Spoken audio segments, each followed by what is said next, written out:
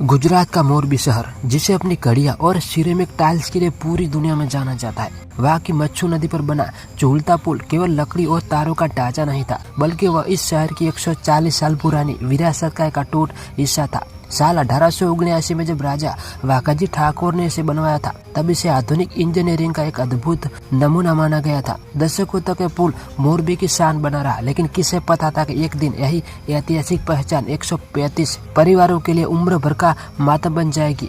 कहानी शुरू होती है मार्च 2022 से, जब इस जर्जर हो चुके पुल की मरम्मत का जिम्मा मोरबी नगर पालिका ने ओरेवा ग्रुप नाम की एक निजी कंपनी को सौंपा। ओरेवा, जो मुख्य रूप से कड़िया और ई बाइक बनाने के लिए जानी जाती थी, उसे इस बेहद तकनीकी और संवेदनशील सस्पेंस ब्रिज के रखरखाव का कॉन्ट्रैक्ट दिया गया।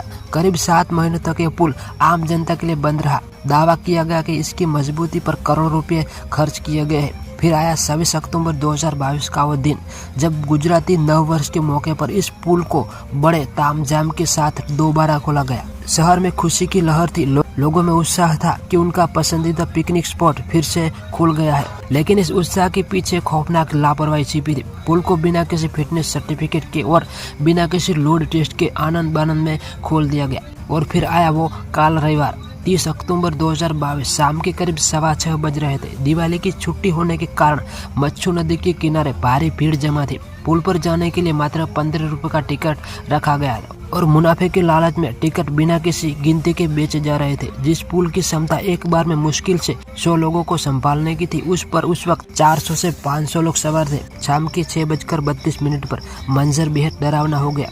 पुल पर मौजूद कुछ लोग मस्ती में इसे जोर जोर से हिला रहे थे, जबकि केबल पहले से ओवरलोड के कारण करा रहे थे। अचानक एक तेज कड़कड़ाती आवाज हुई और पुल के मुख्य केबल ताश के पत्तों की तरह टूट गए। पलक झपकते ही पूरा सस्पेंस ब्रिज नदी के ठंडे और गहरे पानी में जा गिरा। वहां मौजूद लोगों को संभलने का मौका तक नहीं मिला। अंधेरा गहरा रहा था। पानी में लोहे के जाल और भारी मलबे के बीच लोग अपनी जान बचाने के लिए झटपटा रहे थे। हवा में सिर्फ चीखें थी अपनों को पुकारने की। अगले कुछ घंटों में जो तस्वीर सामने आई, उसने पूरे देश का कलेजा चीर दिया। एनडीआरएफ सेवा और स्थानीय गोताखोरों ने रेस्क्यू ऑपरेशन शुरू किया, लेकिन तब तक बहुत देर हो चुकी थी। एक के बाद 135 शव नदी से बाहर निकाले गए, जिनमें 50 से ज्यादा मासूम बच्चे थे। कई परिवार तो ऐसे थे जो पूरी तरीके से खत्म हो चुके थे। जब इस हादसे की जांच के लिए एसटीआई का गठन हुआ, तो जो खुलासे हुए वो किसी भी इंसान को गुस्से से भर देने वाले थे।